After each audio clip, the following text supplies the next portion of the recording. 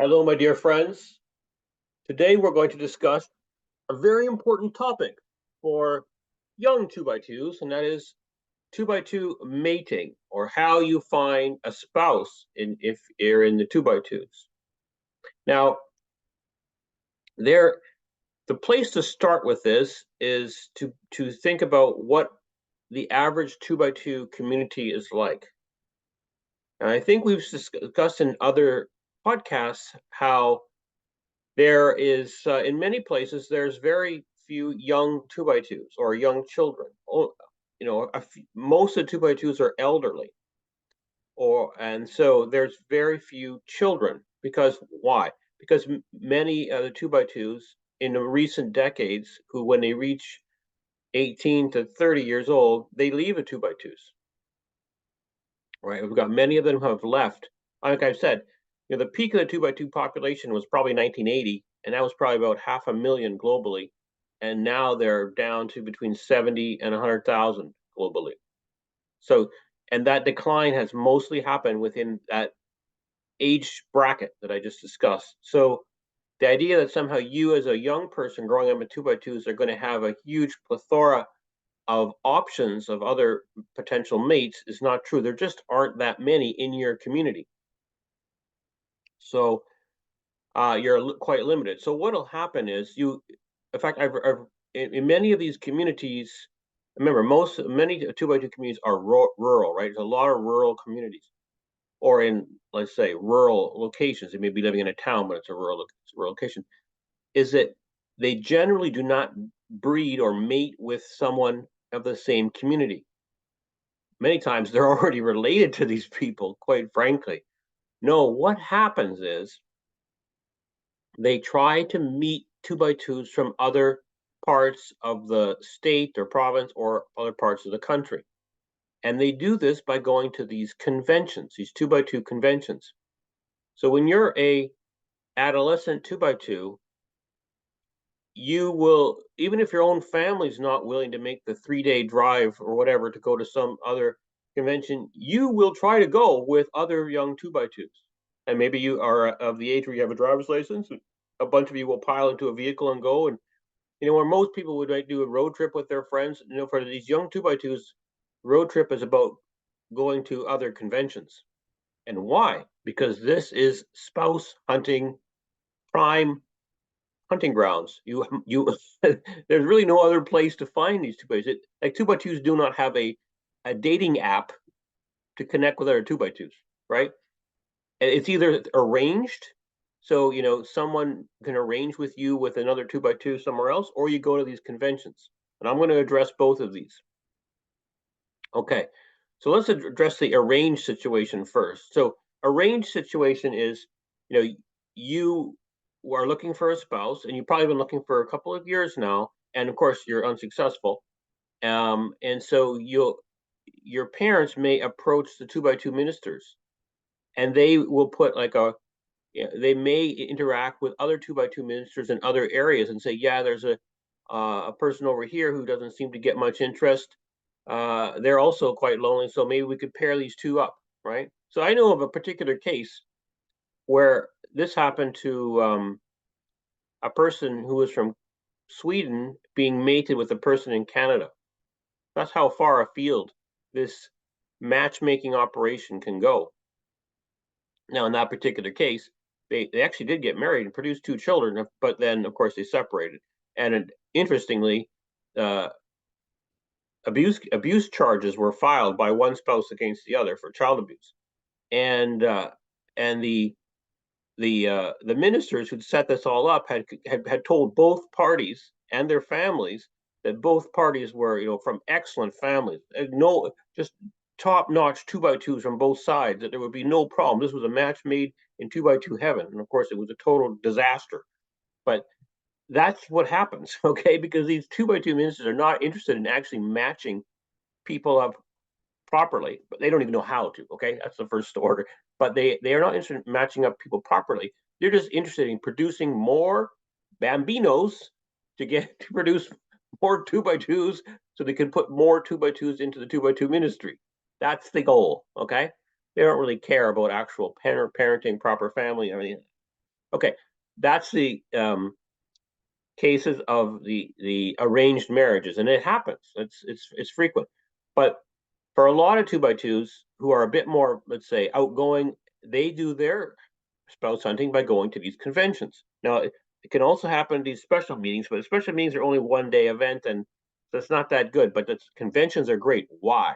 Because conventions last from Wednesday evening to Sunday afternoon, and you stay on the premises. It's a rural location, and there are common bunk halls, and you can bring your own RV or tent and stuff like that. And so, there's meetings, of course, two by two meetings going on throughout the day, but there are also informal uh, gatherings going on. So they'll in the evenings they might have a hymn sing. You do sing hymns with other young two by twos. Well, what's the point of that? To get near them. Or there's a going on walks. So you will ask another young two by two of opposite sex, would you like to go on a walk? And that means just to leave the premises of the convention grounds, maybe walk along the country road for a while, maybe a mile or a kilometer, and then back. And of course, to get to know them, right? And then you'll maybe establish, get their address so you can send them correspondence. Now, in the olden days, that would have been, post mail, and now, of course, it's email or chatting or stuff on with phones. But the whole issue was that you could, by going to the conventions, you could establish a visual introduction. You could actually see this person. You may have heard about them. You've been told about this person. Like, well, that family over there, they got, 4 boys. They're all good looking, strapping young men. Or that family over there's got 6 girls. They're all beautiful young girls, blah, blah, blah, blah, blah. So this, you can establish a communication relation. You can get correspondence, addressee, and then you can engage on this. And maybe then over the course of a short period, you can create a matrimony. Now, how short of period? You'd be surprised. We're talking sometimes in the case of weeks. Okay, weeks. I mean, I don't think any of these people are having a let's say long distance relationship for more than 6 months. Okay, it's rapid fire connection. Basically, to be quite honest, if someone shows an interest in you, you're a two by two, you you like say yes, that's who I'm getting married to. There, actually, when I'm thinking back, I can think of very few cases where a two by two, began a relationship with another two by two in their adolescence and then broke up and ended up, cycling to maybe 2, 3 potential mates until cycling onto their ultimate choice. Not like that. It's first come, first serve, one and done. And of course, these are people who have no experience in choosing mates at all. And their parents are obviously also as clueless. And they're just like, oh, someone's interested in you. Well, then you obviously got to get married. And of course, in the background is their adolescence, sex, right? They want to have sex with each other. And premarital sex is a verboten thing in two by twos, right? They don't even let their children have access or learn about contraceptions. So these kids their sex drives off the rockers, and they want to get it on. And how can you do it if you're not allowed to have premarital sex? You got to get married, and so of course, bang bang, and that's why you see so many two by twos married before the age of 20 for sure, married, and there's always a child within 9 months of marriage. Many times before 9 months of marriage, many times. Okay, many. So that's what's driving this whole thing, and that's also what's producing these, in some cases, these two by two families that are, they, let's say, immature in their parenting technology or technique because of this is the situation. And there's no real guidance and everything. Now, let's say that you were unsuccessful with the convention mating uh, programming, and then you tried for a arranged marriage. You put the call out, but you weren't getting any feelers, or maybe nobody wants to immigrate, to wherever you live, or you don't want to immigrate to where they live. The third option is, and this is always the worst possible option from everyone's perspective, is to mate with someone who's not a two by two. Now, if you even begin to date non two by twos, you will get talking to by the 2x2 ministers. They will tell you, look, no. You only date 2x2s. Okay. You may think I can convince the 2x2 ministers that my potential date is, good person. Of course, generally you're like fall head over heels with this person, you're in love with them, and you can only see all their positives and none of their negatives. But you may say, well, look, if I could just get my this person I'm dating to come to the meetings, and the workers or the ministers will get off my back about this. My parents will get off my back, and my friends, my 2x2 friends, will stop ostracizing me, right? Because the 2x2 friends do not want to be around your non 2x2 date. They think, well, and neither does your 2x2 non 2x2 date want to be around these people. So you're kind of caught in the middle, right? You're trying to pretend that you're a normal person when you're with this non 2x2, but you're also trying to, when you're with your 2x2 friends, trying to pretend you're a 2x2, right? So you're caught in the middle. So dating a non 2x2 is a terribly dangerous situation from the perspective of 2x2ism. Now, of course, many times this person you're dating, they also want to get in your pants, so they will say, "Oh yeah, sure, I'll go to the meetings, whatever." They would do basically anything. Yeah, sure, whatever. Yeah, meetings, whatever. Well, I'll come to these gospel meetings, and they sit there, they're thinking, "Yeah, okay, whatever. This is some bumbly dumbly stuff, and or no different than anything else, whatever." And maybe after this, we can go to a movie and whatever, blah blah blah. Okay, remember the things that people will put up with to get to their ultimate goal. Okay, when they're in adolescence, is quite a high bar, and in this particular case, they'll even join a 2x2s. What's skin no skin off their nose, right? They're going to get married out of this deal. What's the big deal? Okay, there's really there's nothing. What do you do to become a 2x2? You don't have to get. It's not the same as becoming a Jew, right? And when you become a Jew, if you're a man, you got to get circumcised. Think about that. You're 18, 19 years old, and someone's going to circumcise you. Well, 2x2s, all you have to do is stand to your feet in a hymn for 35 seconds. That's it. Okay, pretty easy. So okay, on you go. Okay, so then you have to I'll start speaking in the meetings, whatever. But like I said, it's in prior podcasts, you learn pretty quickly the mumble jumble that other people are saying. You just say it also, so no problem. And it's only over time that you begin to realize what a crazy cult you're in. But in the beginning, it just seems like pretty innocent, even for the women, right? With the clothes restrictions, they don't come on you hard right in day one. It's like they roll it out slowly. By the time you understand, you figure out how tight they're controlling it, it's too late. Your social network's completely set up inside there, and it's hard for you to back out. So in the same case here, this is with these getting this non 2x2 spouse, and unfortunately, um, many cases who had people 2x2s who married non 2x2 spouses, even though this person will convert to 2x2ism, they may even go 5, 10, 15 years even as a 2x2. Ultimately, they break out. Okay, there's a high percentage who say I've had it because they desire the things that are holding them in, like trying to have a spouse. So in the first few years, you don't want to be alone. You just want to have a spouse. You'll put up with anything. Then you have children, and you don't want to break up this family with the divorce with everything, because divorce is obviously very very humiliating thing for a 2x2. Right, everybody gets treated like an outcast. So you don't want to do that. Part there's also financial issues too, right? So you want to avoid it. But by the time your children are, let's say in their late teens or early 20s, and you're one of those people who was a convert to get married with it, you will probably start rethinking this.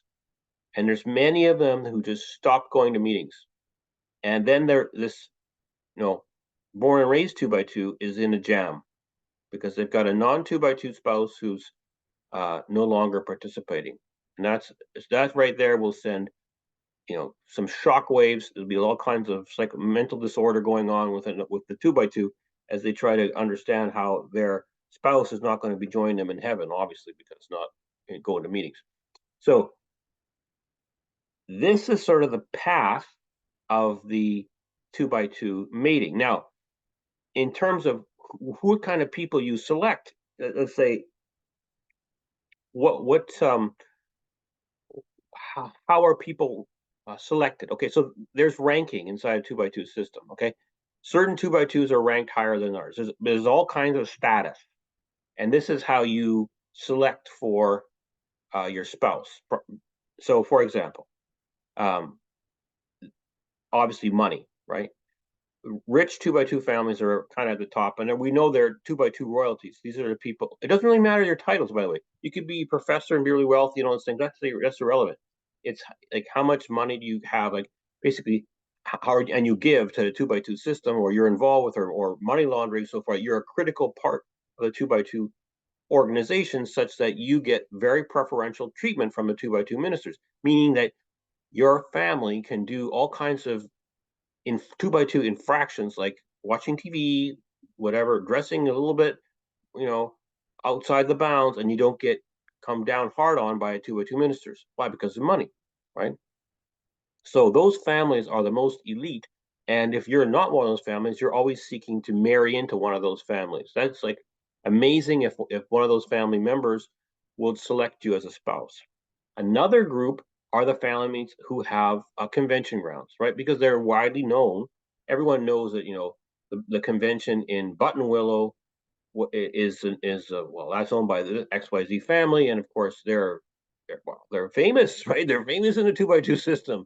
So if you can marry one of them, and then there are also these 2x2 families who produce a lot of 2x2 ministers. Now, whether the ministers are still and they're still active ministers, or they've left and become married people and stuff like that, it's irrelevant. The fact is that it's like a family of priests or something like that, or a family of high status people, right? So if you think about it, in the Old Testament, there was these Levites, right, who were the priestly clan, right? So if you were born from a Levite family, you automatically were a more high status than other families. And so the same case here with these. If you are from a family that's produced a lot of 2x2 ministers, you're a high status family, and so other people from other families want to marry into your family, right? Because be associated. And why? Because your family again can get away with murder, okay? Because of the ministers give you a lot of slack. Now, what kind of murder? Well, actually, kid fiddling for one of the things, but there are all kinds of other things that you get a free pass on. The families you don't want to marry into are like let's say the pedestrian families, the ones who don't have a lot of money, don't have many ministers, don't have convention grounds, you know, don't travel around very much, are and just kind of basically the little people, right? You don't want to marry into those families because those are the families where the ministers are got the eagle eye out for and are ready to come down on every possible infraction. So you've got to stay clear of those families. Um, I mean, there's not much to be gained by marrying into those. So if you are from one of those families, you're trying to marry out of those families. Again, this whole system is a status system, and again, traveling around to different conventions is how you try to breed by breeding to another higher level of status. Like I know people who had to go to other states because their status in state A was low, but if they went to state B where they were unknown, they could breed higher, find a higher status spouse than they would have otherwise. I mean, that's how it works. It's really quite an upside down system, but that's why it produces so many dysfunctional marriages. Even if the marriages stick together, they got all kinds of dysfunctional abuse going on in them. But that's 2x2 mating in a nutshell.